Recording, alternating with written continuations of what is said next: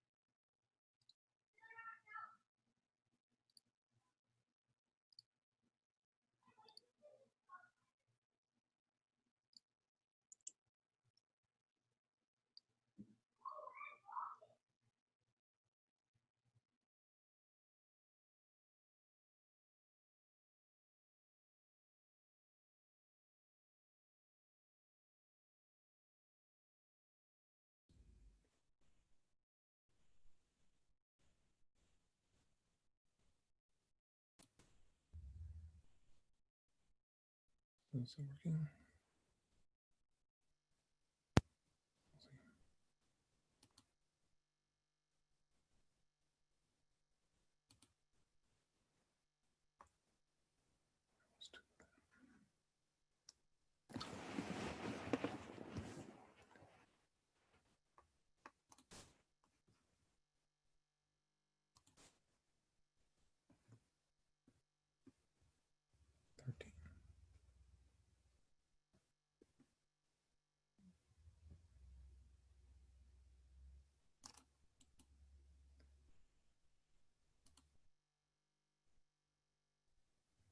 One, two, three.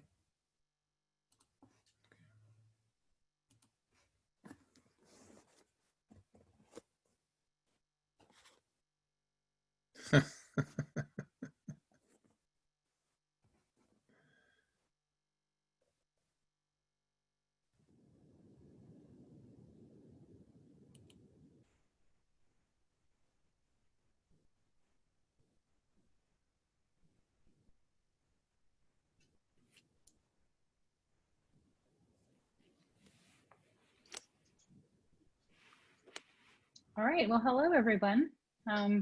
We're here. It's 3 o'clock, I believe. It's nice to see all of you. So we are here to learn about Ally. And you may have just seen my email that I sent out about it. Ally is a new tool. Well, not so new to the district, but it's new that everyone has it this semester. And so we're going to learn about what Ally is and how we're going to use it. So I'll start off first with a PowerPoint presentation, just sort of talking about some of the basics, and then I'll launch into how to actually use it in your courses and what it looks like, that sort of stuff. If you have any questions, there aren't very many of us here, so please feel free to interrupt me or post a question in the chat. So here we go. Alrighty. So Ally is actually a Blackboard product. How about that? For those of you who remember the days of Blackboard, we are coming full circle. Here we go. Okay. Ally is integrated directly into Canvas automatically. There's nothing that you have to do.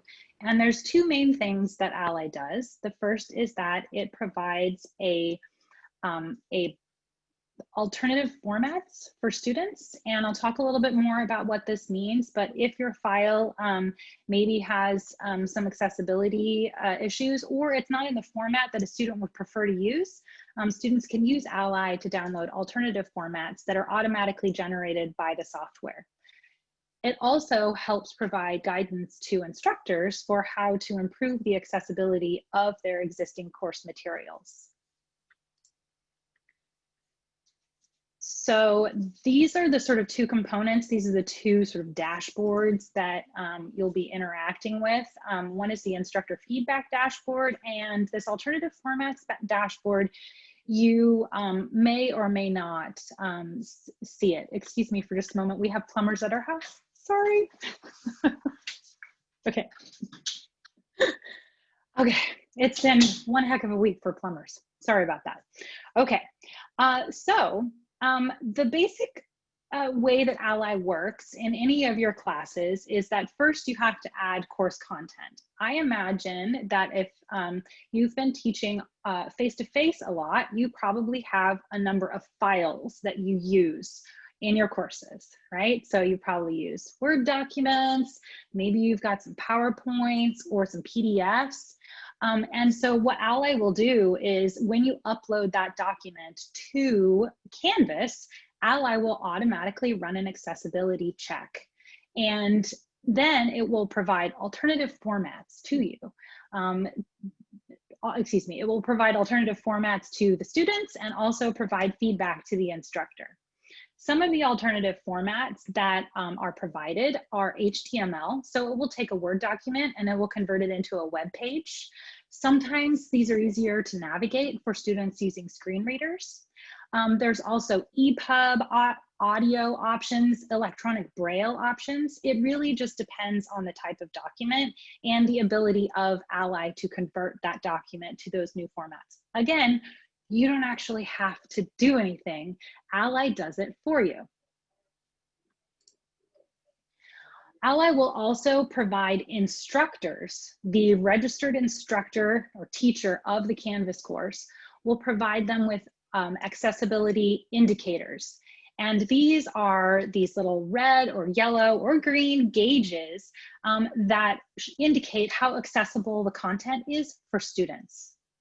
It also is interactive in that it will provide the teacher with suggestions for how to create a more accessible version of that file. The goal here is to try to get a green indicator. So there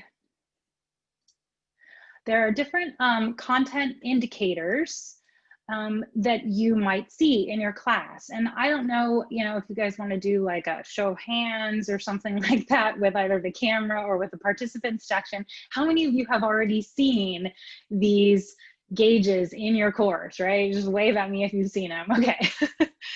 So the content accessibility indicators are kind of like stoplights, right? So when you see red, it means stop, whoa there, something needs to be done to make this more accessible. Yellow and orange are you're on the right track, but there's still more attention needed. And then the green, there's actually a couple different shades of green, which can be kind of misleading. The greens are letting you know that you're in the sort of you maybe have like 25% of your document left that could be remediated to make it fully accessible. And then if you get dark green, you are good to go. You've got a fully accessible document. So when you click on one of those indicators, when you click on one of these accessibility indicators, it will pop up a preview of the document. And on the right-hand side of that preview pane, and I'll demonstrate this in Canvas, on the right-hand side of that preview pane, you will see this little feedback menu that gives you the gauge showing you what proportion of your document is accessible. And then it also provides guidance and suggestions for how to fix the accessibility issues. Ally is not perfect, however, in that it sometimes flags things that are okay. And most of the time, the problem with Ally is that it doesn't catch everything. So there are, but it's a great place to start.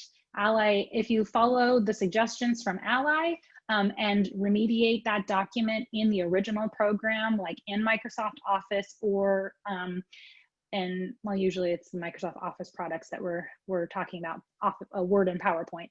If you remediate in those programs on the original file and re-upload it, then Ally can tell you essentially how you're doing. There are ways, of course, to use the built-in accessibility checkers of Microsoft Word and PowerPoint to also check your work. And if you are familiar with those, then that's awesome. We may have time to talk a little bit about that today. It just depends on what your questions are with regards to Ally. Okay, so good so far? All right. Actually, I'm going to keep this. I'm going to leave that, and I want to go into a new share and show you got a little demo shell that I've built here in Canvas, and this demo shell has lots of stuff in it. So I just sort of created a page and stuck it right on the home page so that it would be easy for me to find. So this is a page in Canvas, and I already have one image uploaded onto this page, and you can see that there is a little accessibility indicator here. This is the exact same image that I had in my PowerPoint presentation.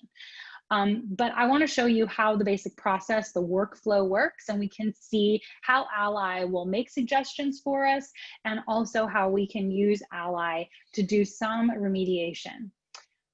So the first thing that I'm going to do is I'm going to go into edit this page. Now that I'm in the page, I just put some text in here just kind of as placeholders. The first thing that I'm going to do is I'm going to upload an image and show you what that looks like from the Ally perspective. So I'm not sure if you know about uploading images, but there are a couple of different options for uploading images. Personally, I prefer to use the embed image option up here, but there is also the image section over to the right and the right hand tray area that you could also use. I'm just going to make this a little bigger for you guys. Ready? Does that help a little bit with screen size? Okay, so I'm going to choose embed an image, and then I'm going to go and say Canvas, because I want to take an image from my desktop and upload it to Canvas. So I'm going to place it in my Ally demo folder inside of my course files. I'm going to choose upload file. So you probably can't see my menu right now, but I'm going to select, once I find my folder here, an image, and I select upload file. And so now that image that I chose is here. Okay, and then I'm going to click update. So this image is now in my page. I'm gonna shrink it down a little bit. And I'm going to click save now so that I can see the image. Ally will have already processed this image, and it's giving me a little indicator here. Can you all see that indicator? This little red indicator is telling me that there's something wrong with my image.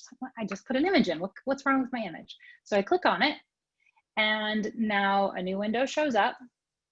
And this area over here is what we're going to use to help remediate this file. What it's telling me is that my image does not have a meaningful description.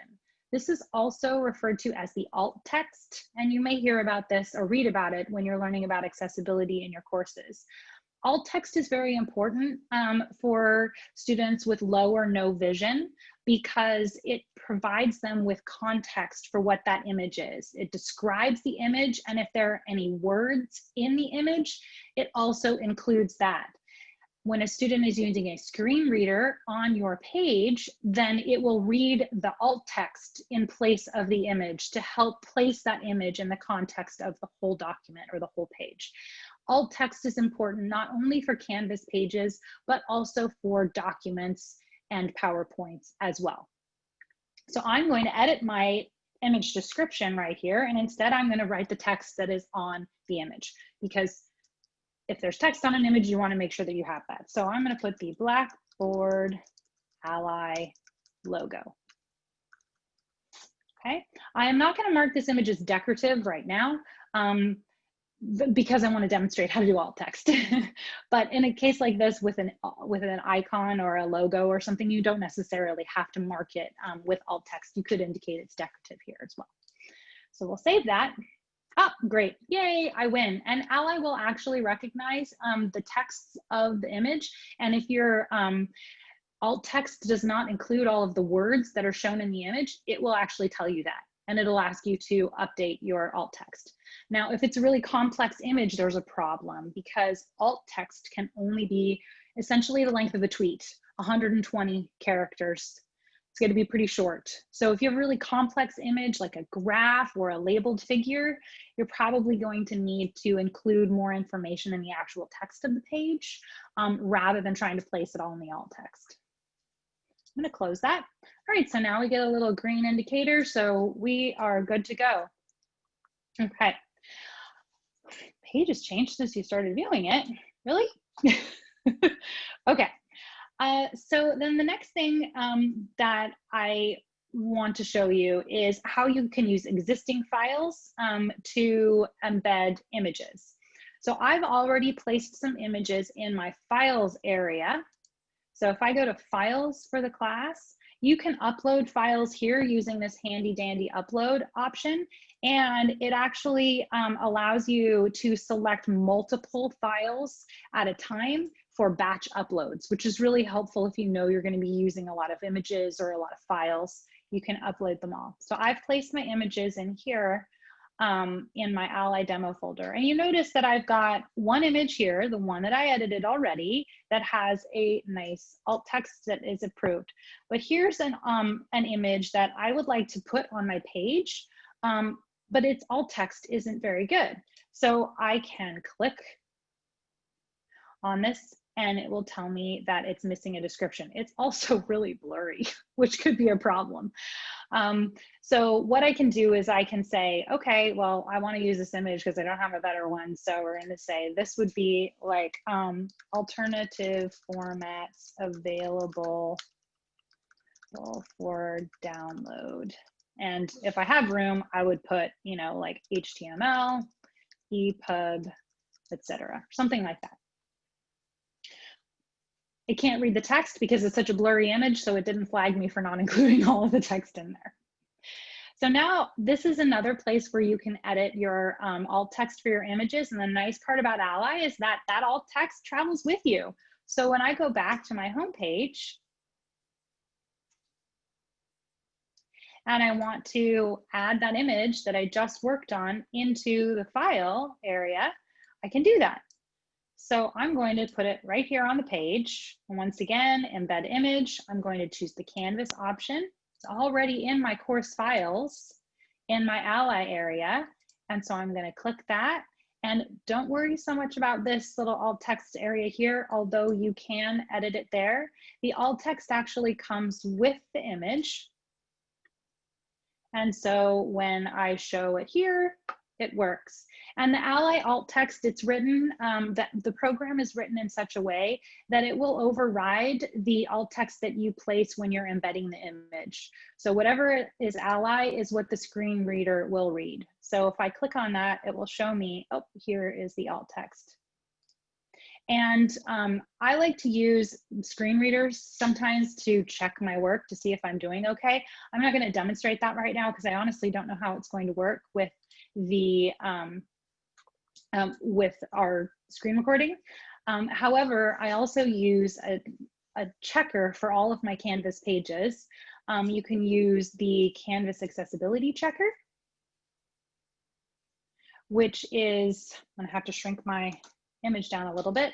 So when you're on an edit page, you can click this little icon, the Vitruvian man here, click on that guy, and it will open up an area. Oh, it says it doesn't have an alt text. Well, that's interesting because I added one with Ally.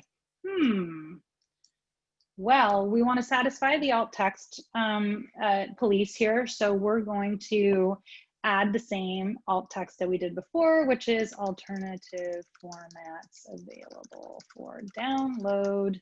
And then what did I put? EPUB, HTML, etc. Aha, it's not too long, so it's gonna let me do it. Okay, and then this other one, because I'm using the accessibility checker, it's actually looking at one of the files that I already had on the page. And what it doesn't like is when the file name and the image alt text are the same. So I definitely don't want to have that happen. So I'm just going to try this by removing the file extension and adding a period, and it's still a pretty good text. If I wanted to be more descriptive, I could say showing accessibility score. There we go. Yay, balloons, confetti. Okay. So using the Canvas accessibility checker, it caught things that I didn't. I've got to be honest with you. I was under the impression that Ally actually did overwrite the alt text for images. The Canvas accessibility checker does not seem to pick up on that with it, which is a little bit irritating. But I know for a fact that a student using a screen reader will, if Ally gives it a green, then it will read that alt text instead. Okay. So before I get to documents, do you have any questions about images and using images in Canvas and using Ally to adjust the alt text for those images? Feel free to unmute yourself and straight up ask me a question.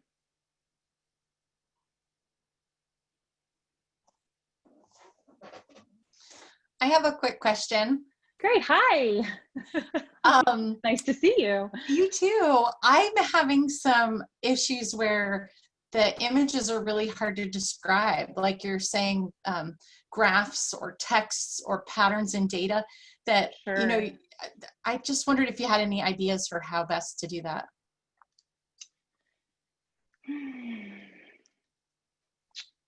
I do.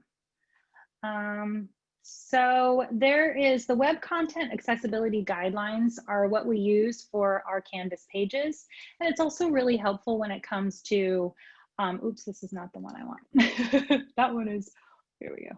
Let's try that. There we go. So this is also, this information is also useful for documents or PowerPoints if you happen to have those. When there are really complex images, let's see if we can click on this one, if it's going to give us an option. No, this is rather challenging. I will locate the examples and I can send those out to you. But basically, if you have a really complex image that is a figure, like a graph, then in some cases, provide the data table that was used to generate that graph. If you do not own that data, if it's coming from a publisher or something, then do your best to describe the trend of the data, what the axes are, the ranges of the axes, and this would be what we call a long description. So you would essentially be creating another document, a page perhaps, that you would link to from below or above the image. And I've seen this done in economics and biology classes and in several other classes as well, where it's a complex flow chart or something like that. And so it's written out in a text description, conveying all of the important information, including how it relates to the material on a separate page. And then you just do a hyperlink to that page within Canvas. Interesting. Does that answer Okay. your question? Yeah, thank you. Yeah, it's a bit more convoluted, certainly. And sometimes if that's too challenging to do, another option would be film a video. Just put the image up there and then film a video of you talking and describing the image. So you can caption that. And so it's a captioned video, which would be effectively the same thing as a description on a page. For students who have difficulty hearing. However, the narration that you're saying over the image will work for students who can't see the image, provided your description is very explicit. Thank you. No problem. Any other questions about images? Okay, let's talk about files.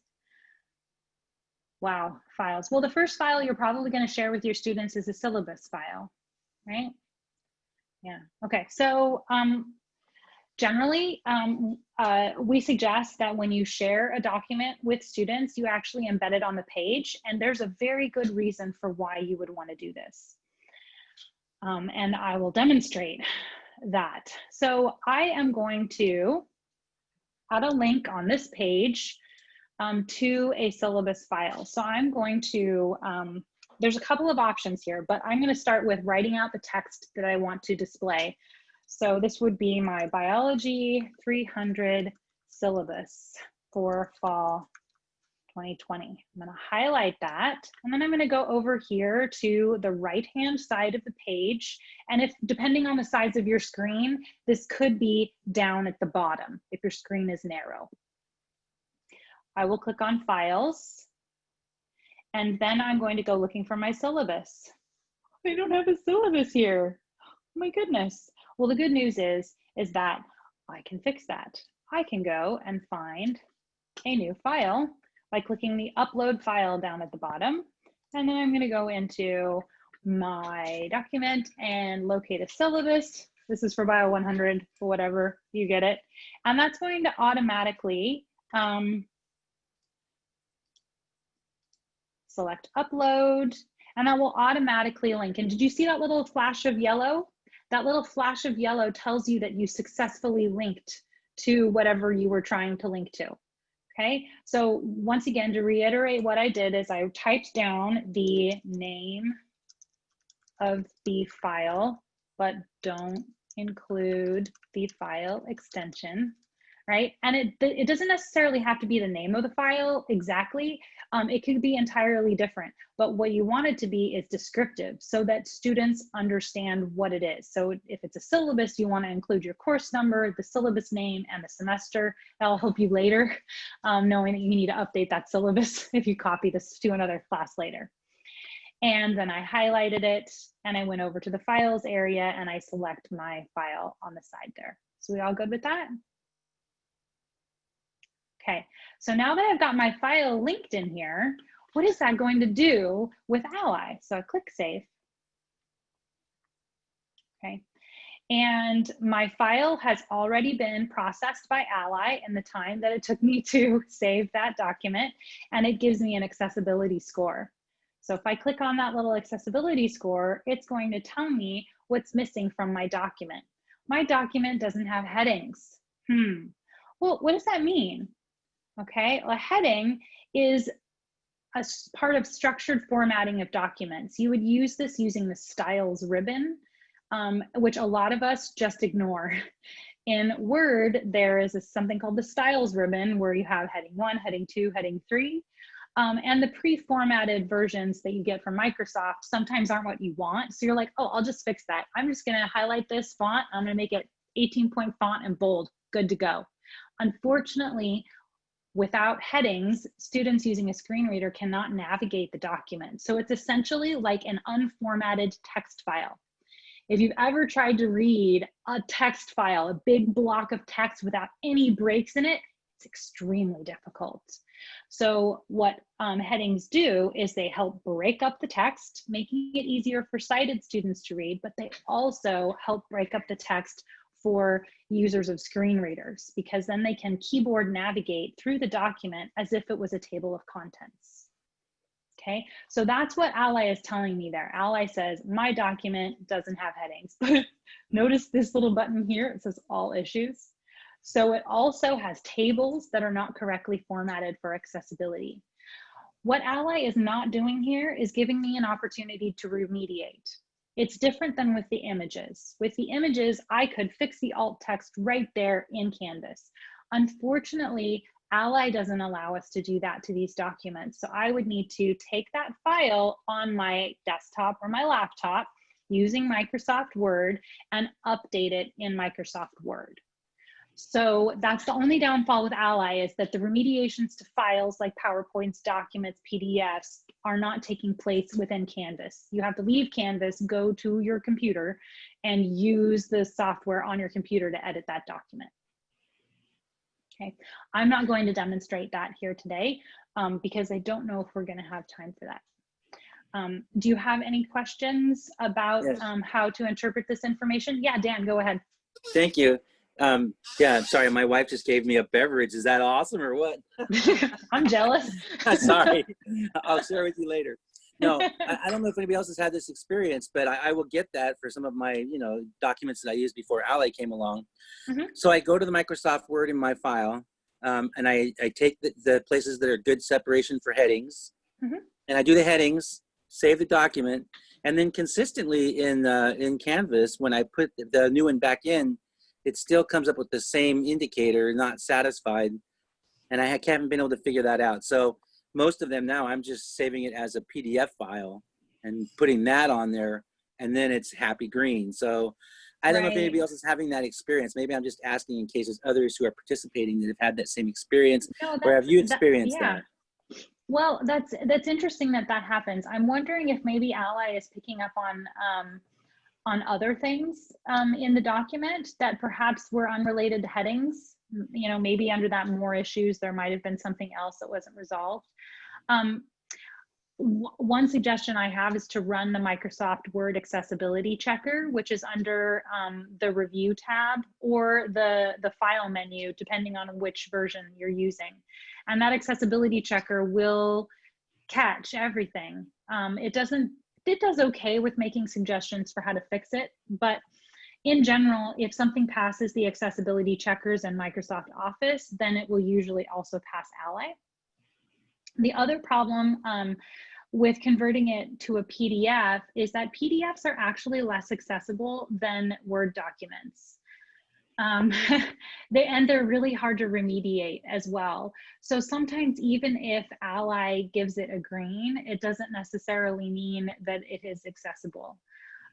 For example, sometimes if you use one heading in the document, that satisfies Ally. But the document itself isn't actually structured because there's only one heading, not multiple nested headings, as in like H1, H2, H3, etc. So the Ally accessibility scores are a great place to start, but really where accessibility ends is when you pass the accessibility checker in the native software, usually Microsoft Office. That was a great suggestion with the accessibility check in Word. I'll check that out. Thank you. Yeah. I have a Mac, so unfortunately my accessibility checker is going to look different unless you guys are also using Mac. If you have a PC, the location of the check accessibility option is a little bit different. You just push that blue button and on the right hand side that kind of has the left arrow. No, left hand side with the left arrow, and that'll open up the more options, and then you choose a checker from there. If we have time, I can show you what it looks like on a Mac at least. Okay. And Jenna, yeah. I would just also add, like, using the styles and the like. To begin with. It's really good to begin with, but like, as you have spacing here, we don't see it, but there is a way to turn it on in Word where you would see what the screen reader would actually read. So like if you hit enter, the screen reader would say new paragraph. So that's why it's really kind of distracting to the student perspective when they're using that. So they would read all of this, you know, introduction to concept, blah, blah, blah, and then new paragraph, then class number. So it's right. Really hard to understand the content I with totally the agree. Formatting things in there. So yeah. And I specifically noticed that this is from, 6 years ago. So I specifically chose this one because I knew nothing about accessibility back when I built this document.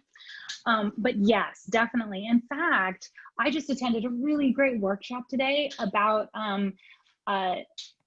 liquid syllabi, and the advantages of a liquid syllabi, both for accessibility and also equity, because they're essentially you use Google Sites or even a Google Doc, and it makes it much more accessible for students who are using a phone, and phones have built-in screen readers, so it's doubly great. Also, I would say that coming from what I'm doing now, which is working with faculty to align their classes to the CVC OEI course design rubric, I need to take a breath, it's a long one. What I'm learning is that it's generally better to have stuff as Canvas pages rather than documents. Canvas pages are really easy to see on the phone. And they're also printable. They print just like a regular Word document. And formatting a Canvas page is also easier than in Word because you don't have to mess with margins or anything like that. It just does it all for you. And if you happen to know any HTML code, then it gets even more fun and you can make cool things. But if you have some simple Word documents outside of your syllabus, which I know ours tend to be rather lengthy, mine is 15 pages, try to convert them into try to convert them into Canvas pages if you can, and that will really work great for the students. Jessica, I see you're unmuted. Do you have a question? I do. I have one more question. One of my teaching techniques that I really like to use are a set of questions that then the students will kind of fill in the blanks for and then turn them in. Do you know what I'm talking about? Yes. And I've really come up with a challenge on that because I made them Canvas pages, but those aren't editable. So then I made the Microsoft Word documents so that they could download it, put in their answers, and then re-upload it. Yeah. Then I made them Google Docs, but then they Yeah. kept requesting access to edit the directions. You see what I'm saying? Do you have any suggestions? I do. Well, what about a quiz? An untimed quiz? So there's no time limit on it. And the beauty of Canvas quizzes is that if you leave the page to go look up an answer or something, it just saves where you were. And when you come back to it later, you just keep working on it. So if you create a Canvas quiz with a series of short answer questions or long answer questions, I think they're called in Canvas, then that allows the student to start the quiz. And since there's no time in it, they can leave, and it won't be submitted until either the deadline or they push submit. Huh. You can always give them a second attempt just in case they like accidentally submitted before they were done. But that works quite well, and you are able to give feedback on those quiz questions, right, in the little comment section below each question. Not quite as well as you can annotate using SpeedGrader, but again, those annotations using SpeedGrader, and Keith can probably vouch for this, they're not actually that accessible.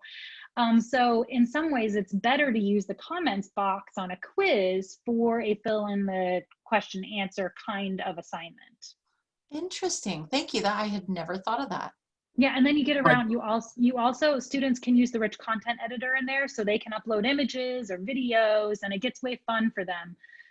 So Oh, yeah. I love that. Thank you. Yeah. Good idea. Hi there, everybody. Yeah, just a quick question, if I may. Yeah, I'm wondering, would WordPad generally be the most accessible of formats for our students? WordPad. Is that like Notepad, just a simple text editing document? Exactly. It's a rich text editor in That's Windows. correct. It's RTF. That's correct. And you were just saying that RTF is the most accessible? Canvas.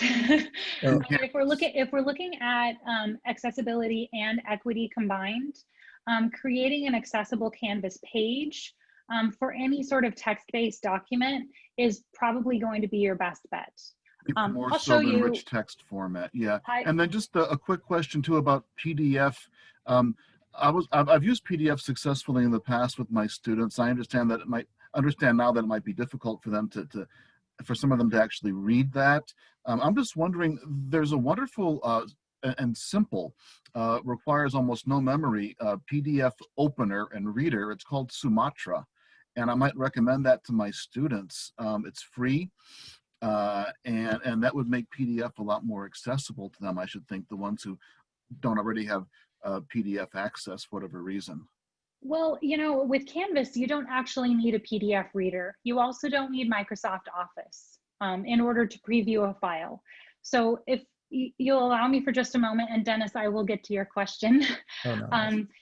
If you'll allow me for just a moment to demonstrate what it looks like from the student perspective on a Canvas page. So here I have that document that I uploaded. We know it's not accessible, but there are a variety of options that students now have because I've linked this document on a page. If I click the little down arrow button, I have options. I can preview the document right here using the Canvas preview feature. Okay, not great as far as accessibility for students using a screen reader is concerned.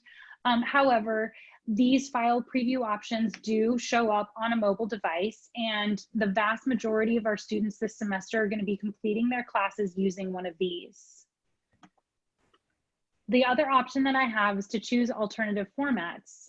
So if I want to view this on, you know, especially if it's a PDF, it'll actually convert that unstructured PDF to a tagged PDF, or it will take the Word document and convert it to a PDF. The problem with the tagged PDF is that you actually have to have headings in order for that option to work. So it's not great, but the HTML will create essentially a plain text document web page out of this, which could work better for some students. There's also an audio version where a screen reader will read it out. They can save a file and listen to it later.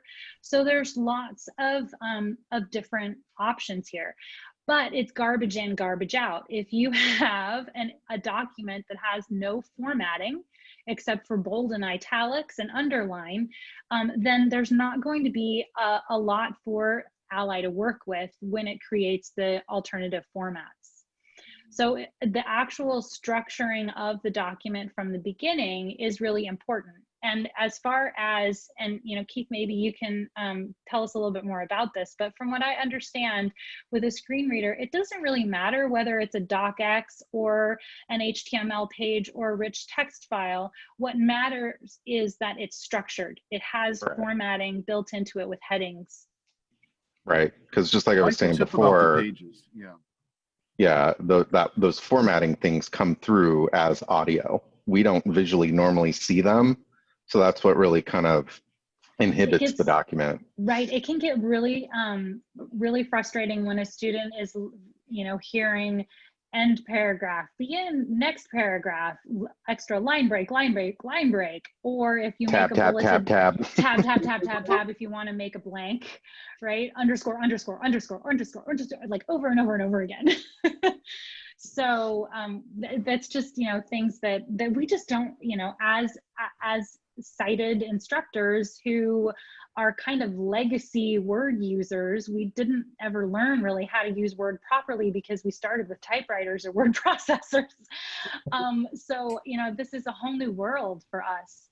We have a lot of great options for learning more about creating accessible documents. We're going to have workshops, and there are also several self-paced courses that I can share with you at the end of our workshop today. So Dennis, you had a question as well. Well, I was just going to make comment on the quizzes. They're practice quizzes that you can also use, and they don't show up on the grades. So depending on what they're using those quizzes for, you might just do the practice quiz. You can build all the stuff in, and it doesn't show up in the grades, but you can still give feedback to the students, and they can still get spaces to put in there. That's right. Yeah, practice quizzes are a great way for students to get to use the material, learn to apply it with in a low stakes environment. Right. And if they know that you're going to be checking and providing feedback, that becomes even more meaningful. Yeah, thank you for pointing that out. Okay, let's see. So I'm going to cancel here. So I do want to point out that if you are going to be loading documents into Canvas, I strongly recommend that you place them on a Canvas page, because then all of these options are available to the students. If you do not place it on a Canvas page, then all the student will get is a little preview option.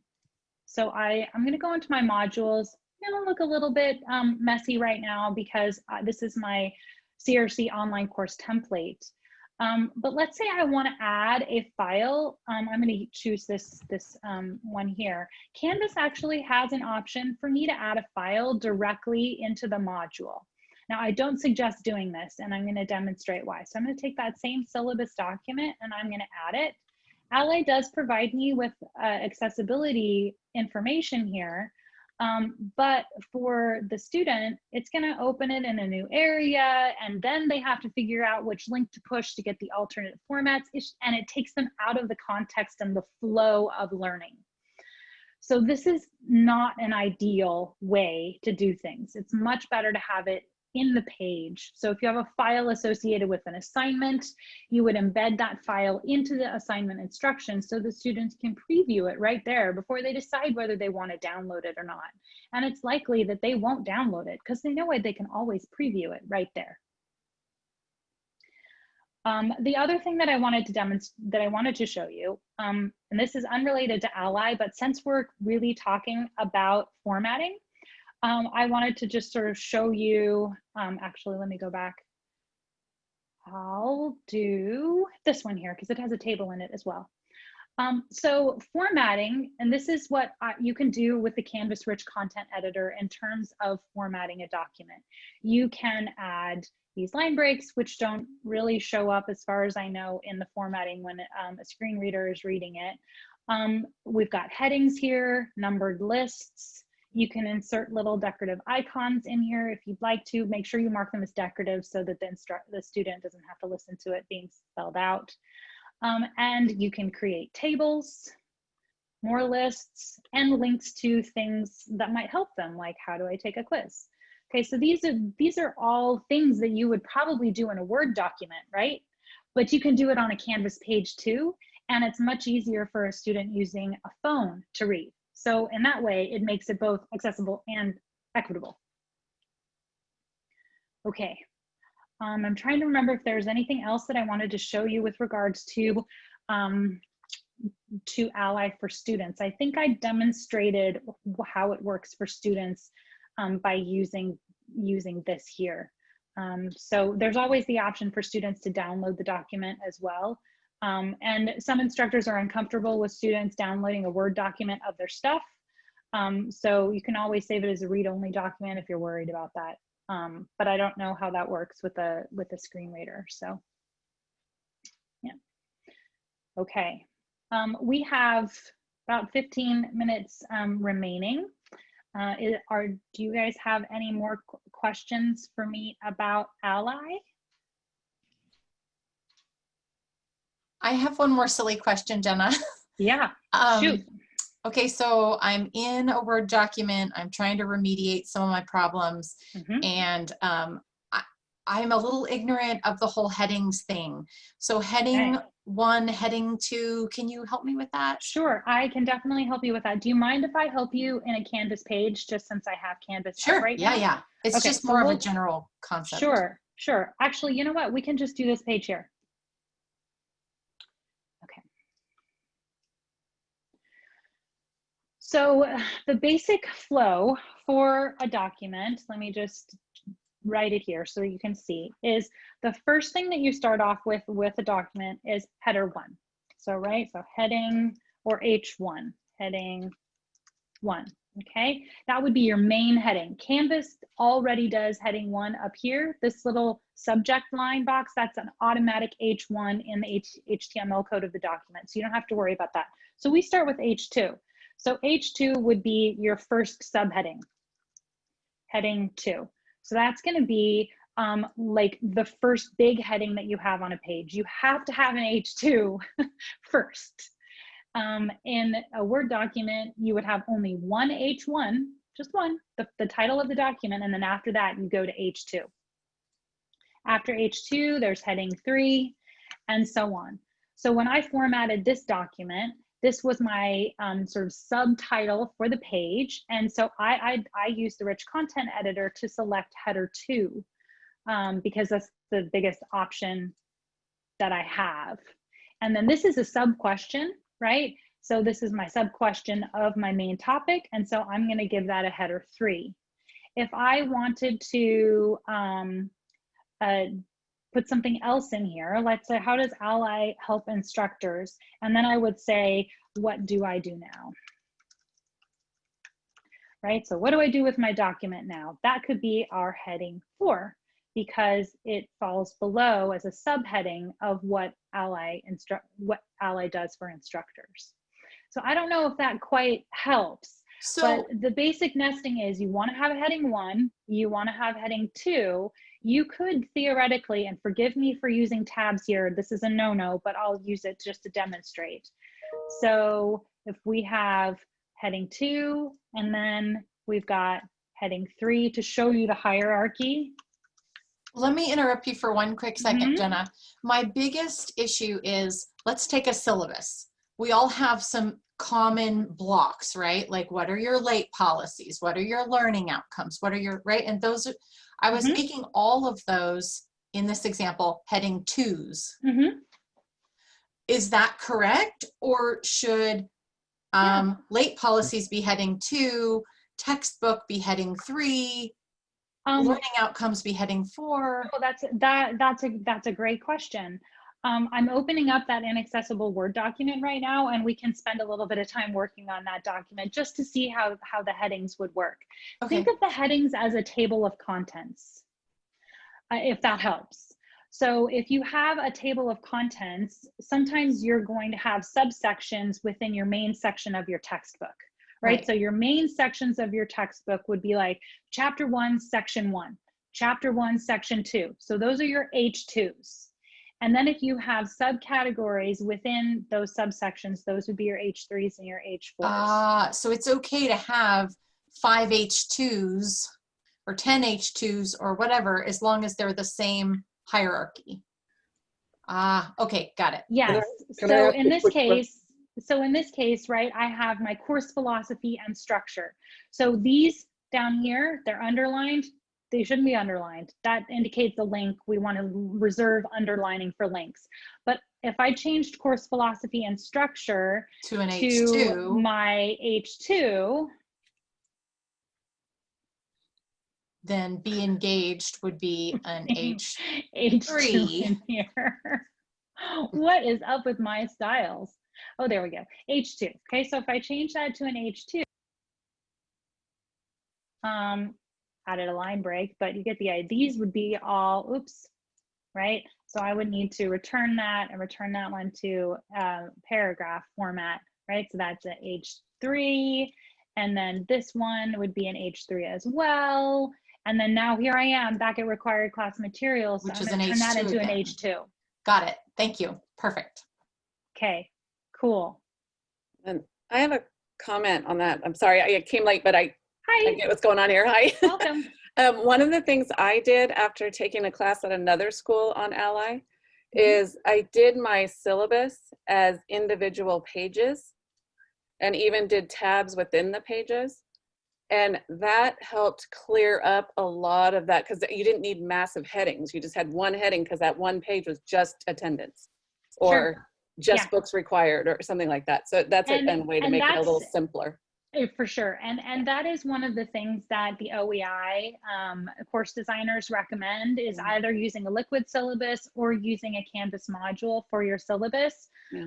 For those of you who aren't aware, we have a CRC online course template. Each of the colleges, in fact, has its own course template that you can locate on Commons. And the templates are all structured relatively similar. Some of them have a syllabus module, some of them don't. Mine doesn't have a syllabus module because I put it all in the course orientation.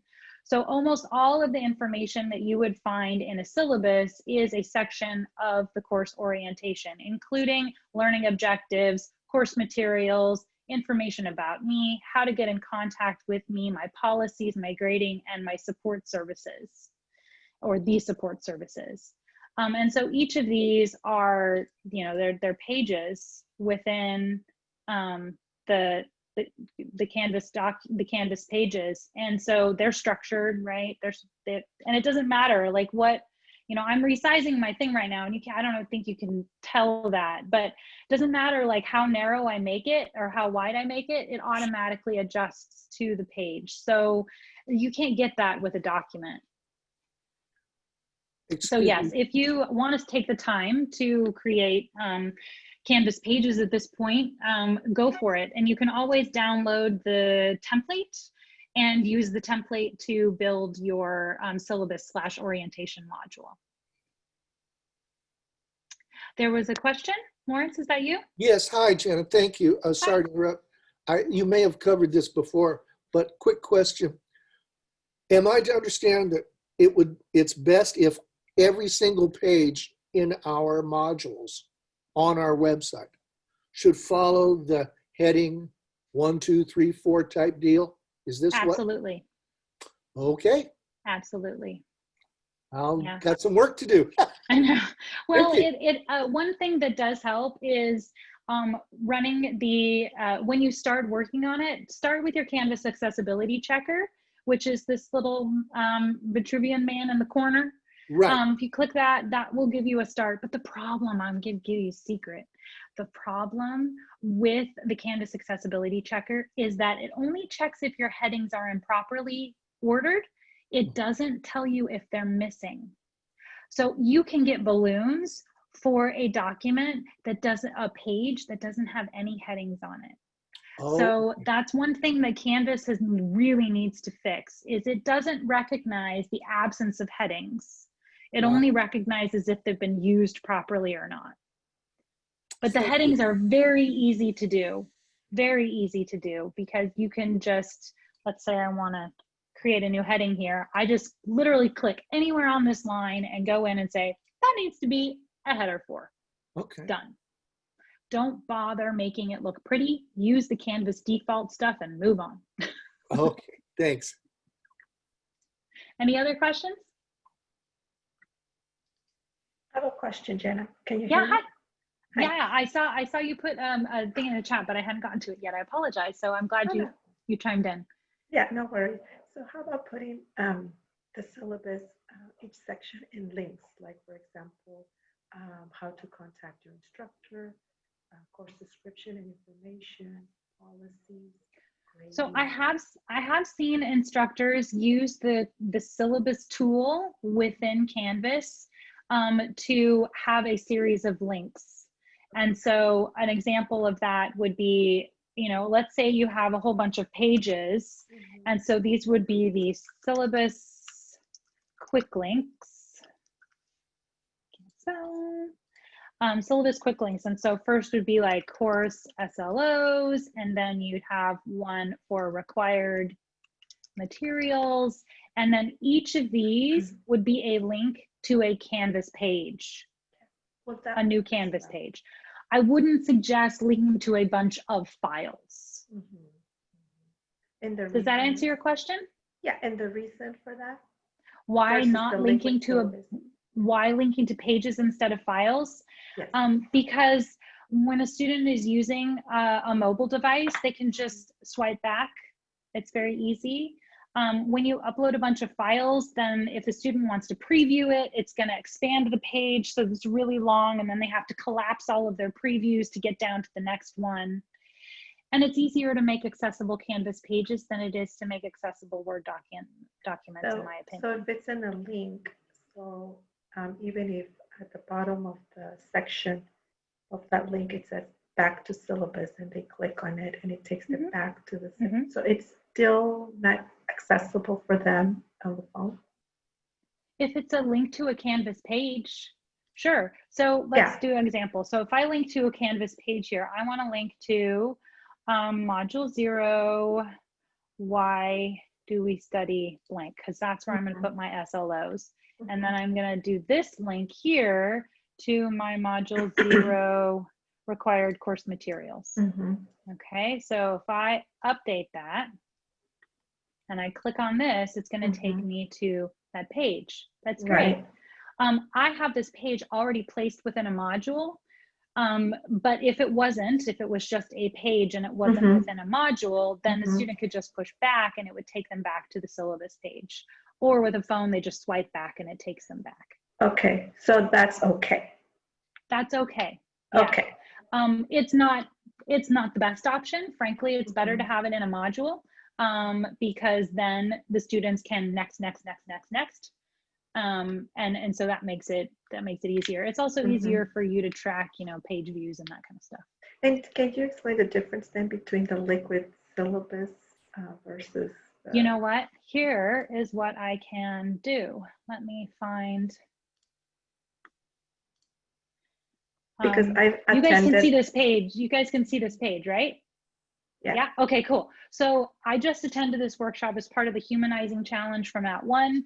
And Michelle Pacansky-Brock she's like the guru of a humanized course design and creating online communities of learning. And so she has this Canvas page that is open to everybody. It's a public Canvas course, and she provides instructions for what a Canvas syllabus, a liquid syllabus is, and then how to do it. All of her instructions are associated with Google Sites, using Google Sites to make a liquid syllabus.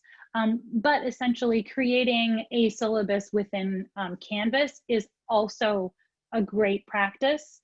You can copy that over from semester to semester. Students always have access to it. They don't have to leave the learning management system. So it's all great. But it's hard to share it's hard to share a Canvas syllabus with students who are enrolled in your class before the class begins. So the advantage of a liquid syllabus is that you can post it on your homepage, right? Your CRC employee profile, whenever they let us like actually edit those, right?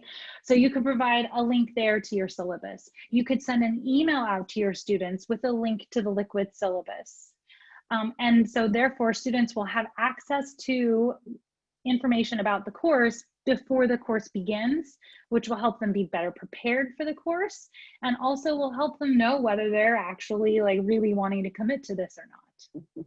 Whereas a Canvas syllabus, students can't have access to that until the course begins.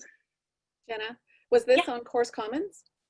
Was that this? No, this is not on Canvas Commons. It's just, it's on the Canvas Community College. I'll put it in chat. Okay. The Canvas, excuse me, California Community College's chat, blah, blah, blah. Sorry, having a hard time talking right now. The California Community College's version of Canvas, CCC Online Ed at Instructor.com, right? So here is the link. There you go. And you can click right on it. It's public, so open it right up, and that will give you more information about how to create a liquid syllabus using Google Sites. You could also use WordPress or another website editor,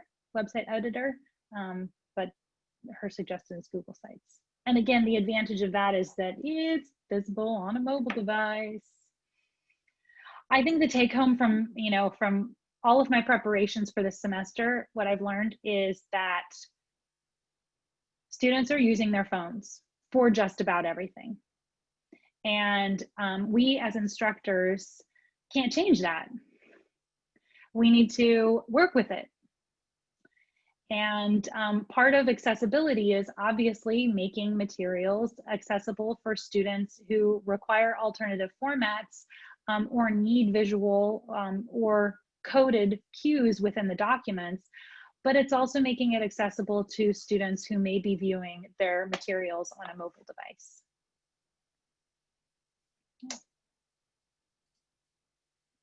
If you are interested in downloading this course syllabus, you can access that, excuse me, not the course syllabus, the CRC online course template. You can access that through Canvas Commons, which is accessible in the global navigation menu on Canvas, and by searching for CRC online course template, or if you're from another college in the Los Rios district, you can do a search for Los Rios and see all of our licensed, not licensed, but approved materials, including a template from SCC, FLC, and somewhere in here is an ARC template as well. That about does it for me. I'm happy to stick around if there are any other questions. Otherwise, it was great seeing you all, and welcome, excuse me, not welcome, good luck with the new semester and your fully online teaching loads. Thank you. You too. Thank you, Jenna. Very helpful. Okay, thank you. Bye-bye. Will you stick around for a question? I am gonna stick around for a minute because it looks like Blanca has a question as well. Oh, go ahead, Blanca. I'll Yeah. wait. Okay, I'll see if it makes sense on my question. So what I've been doing is embedding images, but what I'm having a hard time is I've seen some other samples that you have the image and then the wording next on the side. So when I tried in my own working around it, but every time I do that, only one line shows and the rest is at the bottom. I know. So I know. how is there a way to fix that, or do I need to go to the HTML? Yeah, it's an HTML code thing, and if you'd like, I can email you the code. You know, honestly, when a student is viewing your page on a mobile device, it's going to smush that image up above or below the text anyway. It's not going to get the text on the side. So they will see it differently. So they will see it differently. And also depending on the size of their window, they'll see it differently. Yeah, that's true. Because I'm thinking if there's no point, you know, because like we say, most students are honestly, looking. I wouldn't bother. I would just stick your image above or below the text. Above or below. It's easier that way. Okay, and then just Yeah. type the information below. I just think because it looks pretty. So I Of said, course. okay. Yeah, it definitely looks You know. it definitely looks nice. But the problem is that you got to get into the code Yes. and fiddle with the code to adjust it so you get the size. And then as soon as you change the size of the window, like the size of your screen, drag Yes. and it changes essentially how much of that text is actually wrapping around the image. Yeah. I have heard also that the embedding images not in line with the text can be an issue for some students as well. Okay. So maybe not. I just want to make it easy. So if I put a picture for students to see, so I just put a picture and just put the information below it or above it. Okay, so yeah, then that answered my question. That I'm not Okay. going to mess around with that. Okay, great. Okay, thanks, Jenna. Yeah, you're welcome. All right, Lawrence, you're up. Oh, thank you. Boy, the tip on the underlining was very helpful because I kind of had those, parts of the syllabus, like course description. So I just spent a minute, taking the underlines out. Yeah. But here's what I'm thinking, that, yeah, I've got probably the header one as the title of the page. And for many of the pages, those headings are there because I took the boot camp and I pretty much used a lot of the stuff. Oh, those guys are great. So, thank you. Yeah, you're welcome. You guys, all you guys. Whatever. Bill half that class. Thanks. Yeah. But and Pat too. Pat's around here somewhere. I know he is. Oh yeah, Pat Crowley. Shout out to Pat wherever he went. Shout out, you guys are great. And the two ladies over at Folsom, by the way, that teach my class, the 301 public speaking class. They're really good. They're awesome. All right, but okay. This is I've spent a lot of time on this. And now I think I probably have to spend a lot more because I want to make it accessible. And I've been going by the accessibility things that we learned in the boot camp. But this Ally is a little different because I think it makes it even better. But I just... Thank you for reminding me. I'm wondering, is any kind of heading at all, should I be going heading 4, 3, 2, 1? Should you be going 4, 3, 2, 1? On the I mean, like a little paragraph heading. Do I have to make it a header 4? Can't I just make it 12-point bold? That's a good question. Let's go back to before I get there. I just put an email to our accessibility resources. Okay. This is from Fast Track, which is the program that I'm involved in. The accessibility resources here are nice because there's a checklist that you can use that may be helpful. And there's also training opportunities, including a self-paced, a really, really deep dive into accessibility, plus some shorter ones that you can take. All self-paced, self-enroll. You don't need anybody to, push you along on that. Okay, so those are some options. So we're gonna go back to the course that we were just in. Yeah. And I'm going to show you a page. Think about a page here where I might have that information that's really deep.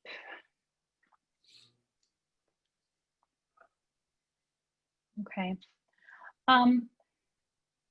So in this document, I've divided sections up, but see there's this little one here, right? So here we're talking about the services that are available for students with disabilities, both what's built into Canvas and then also accommodations through DSPS. And so this here, this learning differences, this is an H3 and this smaller one is an H4.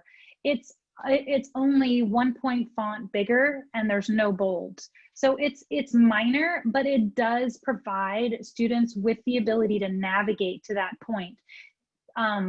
Think of it like a table of contents. So these headings that we place in here will create a table of contents for a student using a screen reader. so that they can jump from section to section without having to listen to the screen reader read everything before that point. Okay, So if we all have my- sections with, you know, minor headings, but you think a student might want to skip ahead to that, put a heading in. All right, here's the thing I'm asking. If you go up on your document, Yeah. Scroll up. Now you see those links there? Mhm. We'll go back down a little bit. Right there. Mhm. Okay, so like student services. Mhm. I have paragraphs where I have student services like that. It's not a link. It's just a paragraph head. I have underlined them so they're not underlined. But I know that that's a link. But I'm wondering if I could use whatever that is, which looks like a 12-point Times New Roman.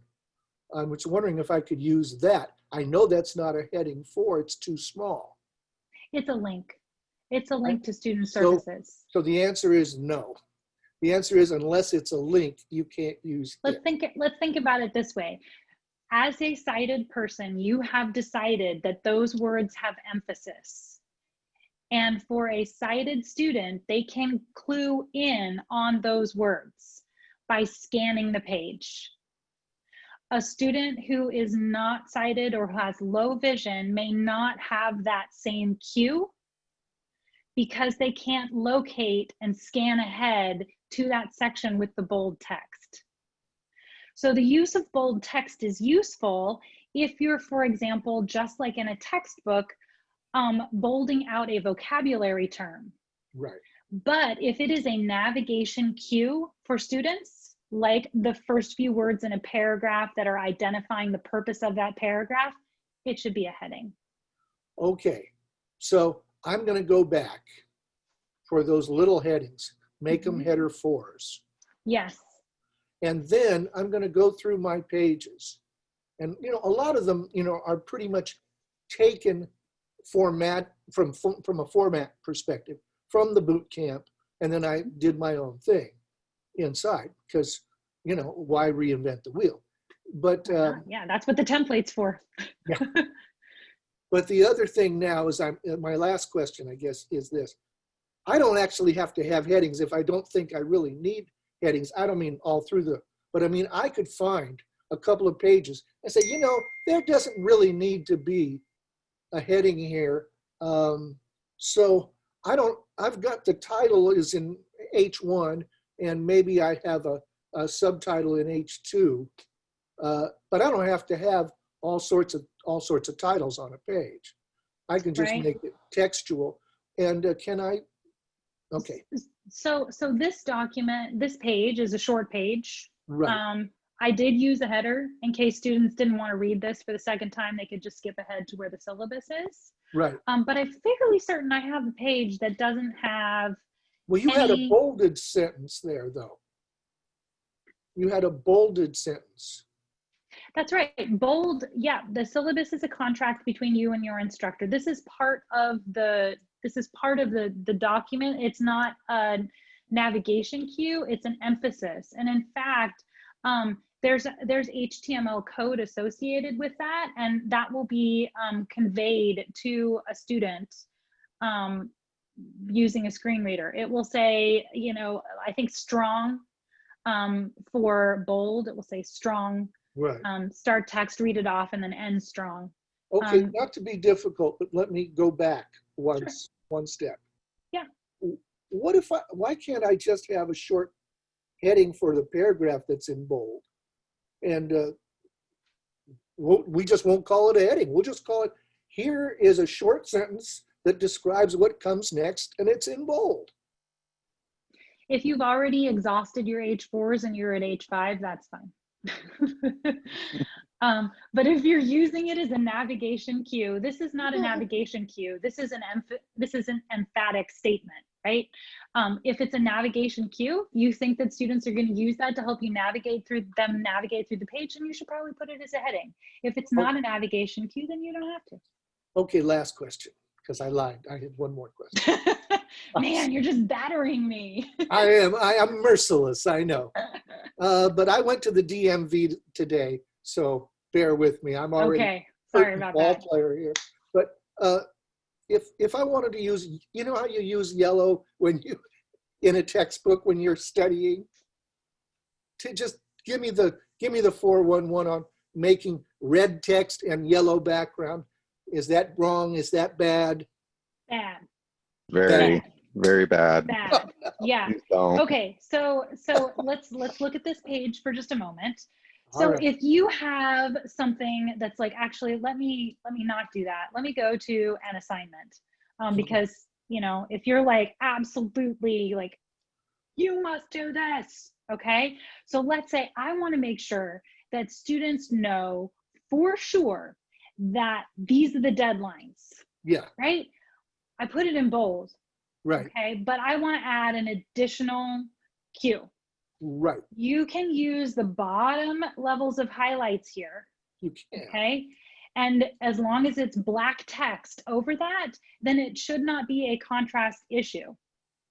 Oh, but red and yellow. Yes, red and yellow is a contrast issue. That could be Got an issue for some learning disabilities. It could also be an issue for some students with certain types of color blindness. What about just red print without any background? Zero red print. Zero red print. Okay. Zero. Yeah, we were just having a conversation about the red print option. So this red right here in small font is not accessible. So if I was to notice that all of this used to be red, it is now purple, because purple in 12-point font actually passes the AAA WCAG 2.1 standards. So if I But wanted to make red it red, does not. I could make it purple. You could make it purple. Thank you. I'll Make sure it that you're purple. making it a darker purple than the purples that are available here. I actually went onto a color HTML color palette website and grabbed the color for this, and I can give it to you if you'd like. Yes. It is. I'll write it down. Yeah, I'm just gonna actually give you the. Oh, you're gonna put it in the the chat? code. I'm gonna put it in the chat. Let's see if this works. Wonderful. So this is the Wonderful. code that you're gonna put in. We're gonna have a toddler invade our meeting in just a moment. Just wanna warn you. So before the font style, you would put, before the font you want to change to that purple color, you would put this code. And then at the end of that font, you would put the same thing, but with a / span style, because that will end the code. Hi, sweetheart. That's really nice. Do you want to say hi to my work friends? Yeah. Okay. Oh. Hi. Hi, honey. Hi. Like, I can't hear you. My mom's got her headphones in. Yeah. You know Eeyore? Okay, you're gonna say bye-bye? Yeah. Bye.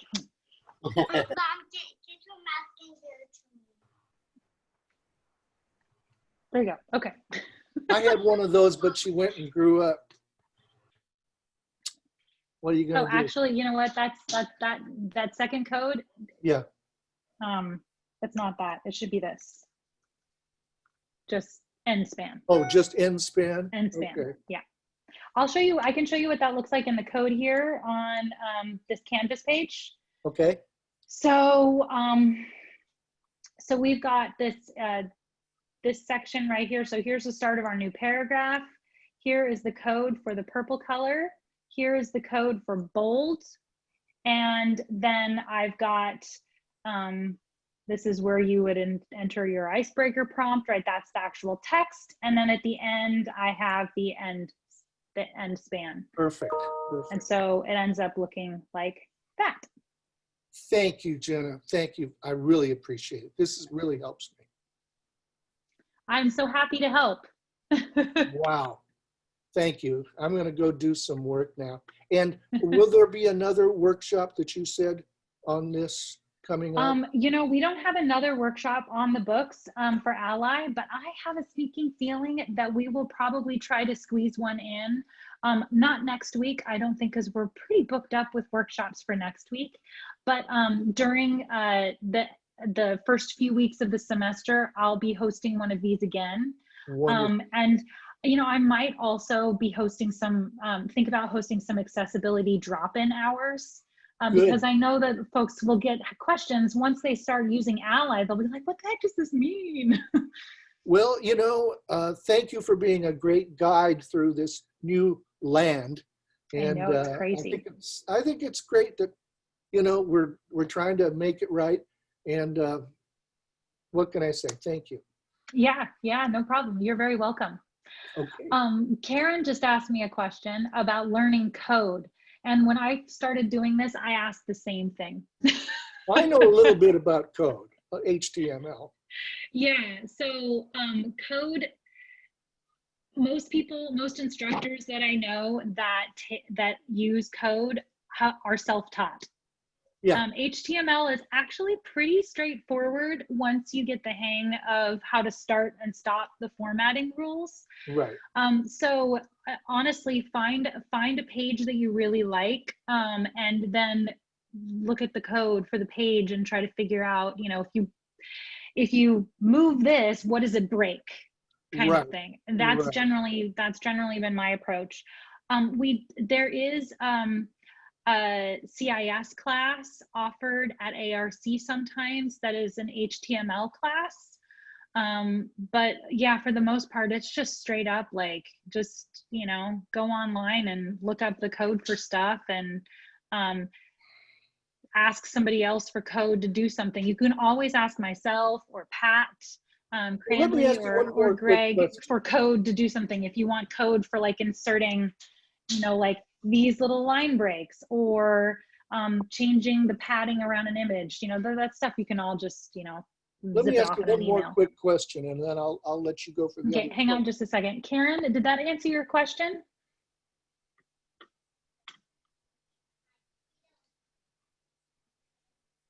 She's muted, so she just asked it in the chat. Okay, we will assume that. Thank you, it did. Thank you very much. Really helpful. Awesome. Awesome, yeah. Thank you. No problem. We got a little thing about what we should do, and one of the things was maybe put a start button for our course. Mm-hmm. Is a start button okay? Is there anything spooky I should know because I put it in and it looks good, but is there something I need to know?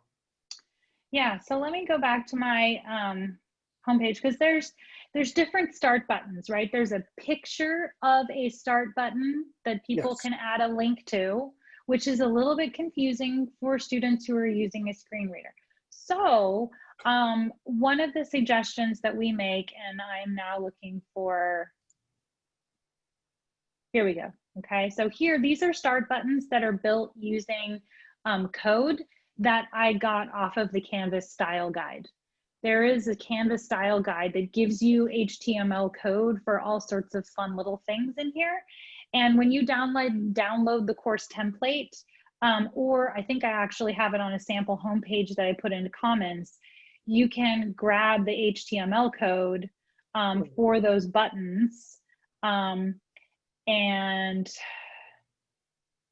where is here we go. This is the code. It's AID class icon star button style, and then you choose your colors. This is the one color is the background color and the other color code is the regular color. And then you insert that and it'll create a little button on your page. Well, because classes are starting, I might just say start here and make it a link. You don't have to have a button. You could just have a link that says start here. Okay. That's fine too. Again. Yeah.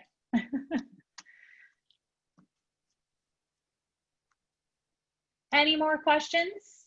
Are we good?